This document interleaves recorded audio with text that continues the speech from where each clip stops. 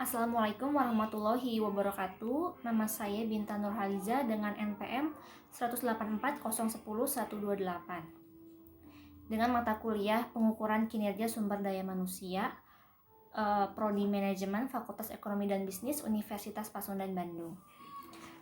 Sekarang saya akan mempresentasikan atau menjawab pertanyaan dari soal ujian akhir semester untuk nomor 3 dan nomor 4.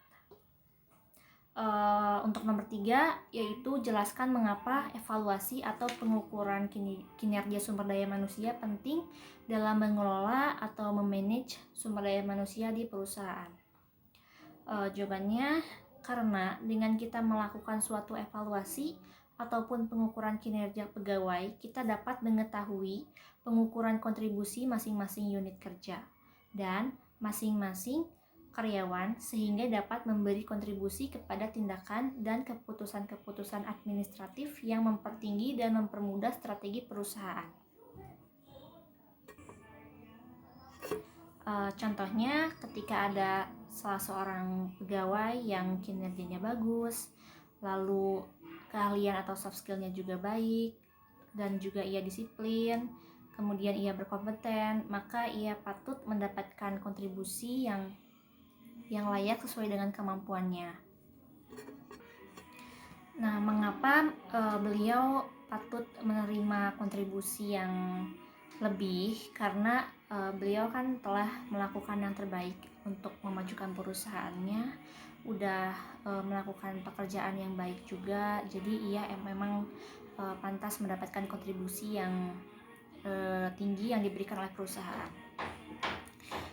Selanjutnya nomor 4 yaitu jelaskan tahapan yang harus dilakukan sebelum perusahaan menyusun sistem penilaian kinerja sumber daya manusia.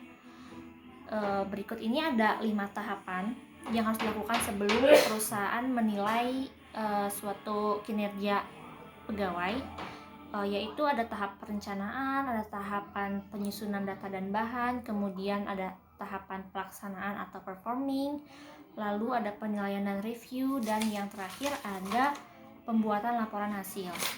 Saya akan jelaskan satu-satu. Pada tahapan perencanaan. Perencanaan biasanya disusun pada awal tahun untuk rencana 1 tahun ke depannya. Kemudian penyusunan data dan bahan. Data-data yang terkait seperti laporan kerja, catatan perusahaan, hingga data-data penunjang lain harus dipersiapkan sehingga untuk mempermudah proses penilaian ke depannya.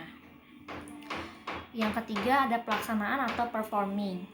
Pelaksanaan menjadi tahap pamungkas dengan melakukan pemantauan dan umpan balik atau feedback yang dilaksanakan sepanjang tahun berjalan. Yang keempat, penilaian dan review.